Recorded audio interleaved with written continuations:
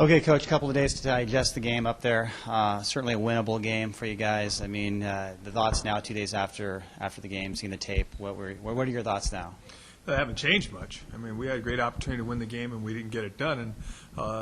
And we need to take care of business in the opponent's red zone. We had opportunities too. We need to give the kicker the opportunity to be able to kick. I think we need to tackle better. I think we tackled better than we did the week before, but overall on defense, if there was one thing that was lacking, it was tackling. The one drive they had at the end of the first half that resulted in a touchdown, we had several missed tackles on early downs in that drive that could have changed the entire momentum of that drive, which would have made a big difference as well. I think that there was a lot of pluses as far as looking back on the game as far as how we played.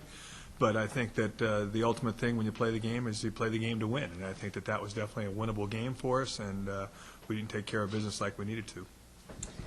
3 games in, I don't know how hard it is to gauge what your team is right now because you've played 2 FBS opponents. Is it hard to gauge where you guys are at and where you want to be at and where you expect to be at right now?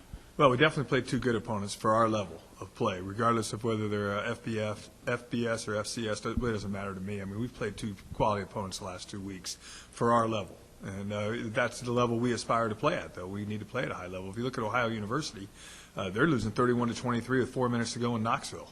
I mean, come on, that's a difficult place to play. So they're obviously maybe a little bit better than maybe even we thought at the time.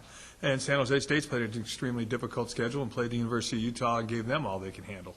And I think that we probably gave San Jose all they could handle, as a matter of fact. And I think the bottom line thing is, offensively, we need to find ways to finish drives and get in the end zone. I think we left points on the table that way. And as far as describing who we are as a football team, I think we have a ways to go, but I think we're making improvements in the right direction. And I think those things will pay off when we start playing the people that we're going to have to play in the next 8 weeks. Yeah, having played a couple of upper level teams, I mean, it could only, I would figure, help your team, I guess, from here on out, since everyone now is equal or actually below you. Well, I doubt that we'll play anybody any faster than the 2 teams we played. So I think that that's a huge plus, or any bigger or stronger than the 2 teams we just played. So I think that we've proven that we can handle them and hang with them, but we haven't proven we could beat them yet. And I think that that's the next logical step, is we need to find ways to win games against quality opponents. And I think, like I've said several times, this program's used to winning, and we want to win, and I think our players played as hard as you possibly can play. We just need to play better as far as the game of football goes.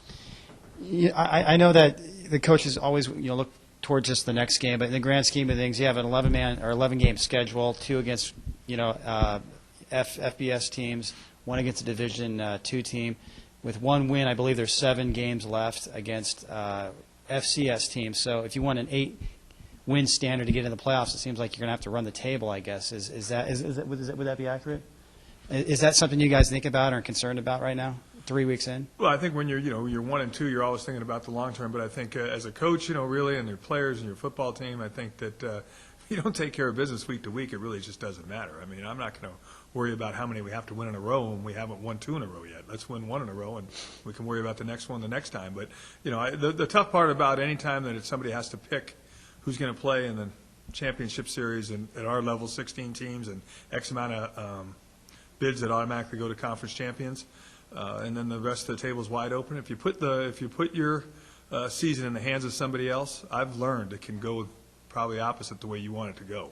So all we can do is take care of business and play as well as we can play each week, starting with this week against South Dakota State, hopefully make a good statement for ourselves this week. And we'll see where we are the following week. But I think if we look any further than that, we're making a huge mistake.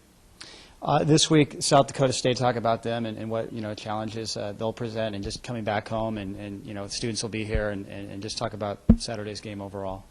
Well, I've learned a lot from the players and some of the administration here. Allison informed me also, they're not going to, regardless of what the score is, they're not going to give up. But by the looks of things in 2009, they may not have to. I mean, they get ahead and stay ahead. The opponents they're beating may not have the best records combined and all those things, but they're beating them the way a good team beats a team that they're superior to. They're not looking back. They're winning by 3, 4, 5 touchdowns, and that's the way you want to beat teams that are probably not as good as you. So I think right now we're playing a team that's going to have a tremendous amount of confidence. They're trying to get ready to play in a very difficult league themselves, and I think that they look at us as a nationally recognized program and one that they would like to beat so they can enhance their opportunities for the rest of the season. We're going to play a team that's going to be extremely big. up front. I mean, they're probably going to be, on the average, I would say, just as a guesstimate, 6'3"-ish, 315-ish. Have one guy that's 6'8" and looks like Goliath out there that plays offensive tackle. I think they have a lot of returning starters. They're coming off this week a good win against Illinois State, in which two players were conference players of the week, a defensive end and their tailback. And I'm sure that, like I said before, they're playing with a lot of confidence, and they're going to come here with a lot of confidence. And I think the other thing that is somewhat of an advantage is they've played against the option for 3, 4, 5 times now, and the opportunity for them to look at it and say what they've done well and what they haven't done well and to really critique themselves is probably going to help them defend it in the future. So I think we have our hands full, but I think it's a great opportunity for us to play at home and beat a real quality opponent. And then